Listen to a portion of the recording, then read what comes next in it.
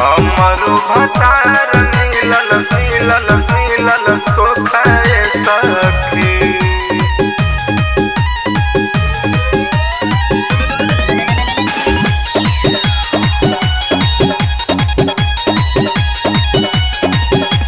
हो गइल शादी अनेरे में खाली तनी सा बतिया करे में, तनी सा बतिया करे में।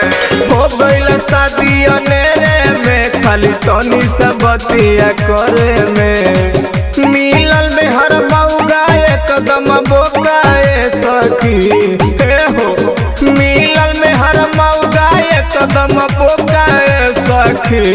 ए सखी हमरो भतार मिलल सोखाए सखी। ए सखी हमरो भतार मिलल सोखाए सखी। तुम ले ले ये धार कपूर हो जाए एकर दुख दूर। एक भर काजा एक भर भाग दिया सराई धूप का साग। घर के किसी लिए उतर की ललकी फीता ललकी चूड़ी ओ कौना पर के टाइट है ये। सुतला में लवंग सखी हमके देखावेला। नींबू पे चाकू अधे राती में भिड़ावेला, राती में भिड़ावेला। सुतला में लवंग सखी हमके देखावेला।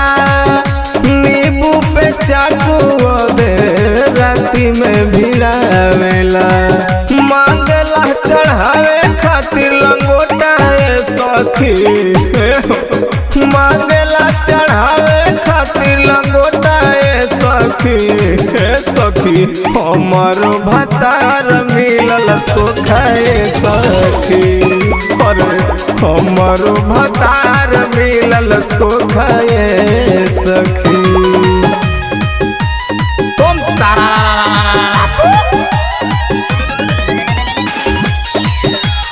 कौना पर के टाइट है ये। अंगूरी लगा के मालिन बहर गिरावेला। हमरो ही बहरा घर में मेहरी बुलावेला, मेहरी बुलावेला।